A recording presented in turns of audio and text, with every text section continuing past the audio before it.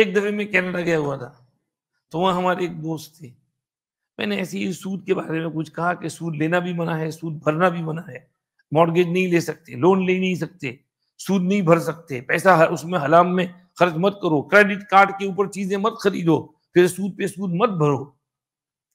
मुझे आकर कहने लगा, मौलाना साहब एक दफे में मेरा कुछ बैंक मैनेजर से काम था, अपॉइंटमेंट बनाया हुआ था, मैं गया हुआ था, तो डेप्यूटी मैनेजर थी, उससे बात हुई, मेरा काम निमट गया, फिर मैं बैठा हुआ था, वो अपना ऑफिस कुछ वर्क करके फिर आई, सब हो गया। मैं उससे कैजुअली बात करने लगा।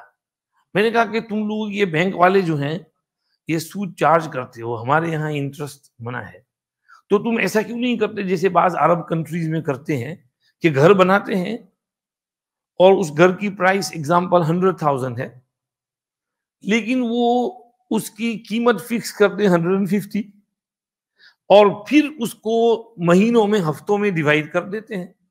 तो वो सूद नहीं होता, लेकिन वो उसको तकसीम कर देते हैं और उस हिसाब से पेमेंट करते हैं 15 साल 20 साल के ऊपर। तो हमारे यहाँ वो जायज है, ये जायज है।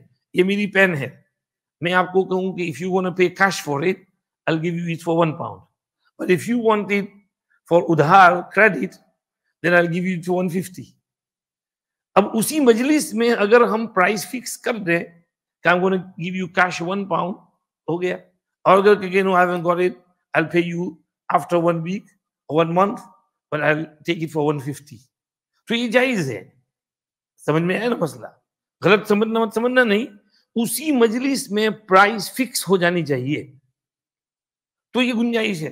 तो अगर आप उसी में, जैसे अरबस्तान में बाज जगह पर नया घर बनाते हैं तो कहते हैं कि ये घर हम बेच रहे हैं, फिर वो मुश्तरी आता है खरीदने वाला, उसको पूछते हैं तुम कैश दोगे? कैश दोगे तो इसकी कीमत 100,000 हो गया, मेरे पास कैश नहीं है, मैं तो उधार पे लूंगा।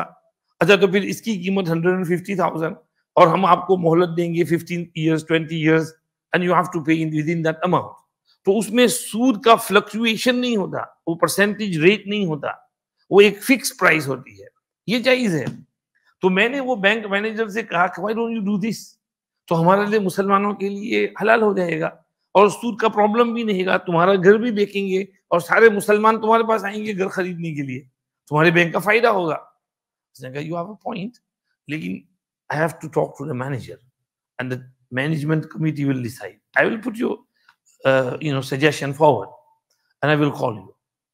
अब वो एक हफ्ते बाद उसका फोन आया मैनेजर्स का, मिस्टर सो एंड सो, वो तुमने पूछा था, सजेशन किया था, हमने उसको कंसीडर किया, लेकिन फिर हमने ये सोचा कि तुम्हारे सारे मुसलमान सूद भर रहे हैं तो हम क्यों इस झंझट में बढ़े, हमको लेते रहने दो। समझ में पॉइंट? मुंह की रिबा, सूद भरने वाले, सारी दुनिया सूद भर रही है तो लेने वाला भी मजे से ले रहा है। अगर कोई भी सूद भरने वाला ना हो तो सूद लेने वाला कहां से सूद लेगा?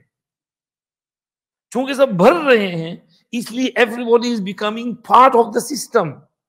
इसलिए हदीस शरीफ में, कुरान शरीफ में सूद लेने को भी हराम किया और सूद देने को भी हराम किया।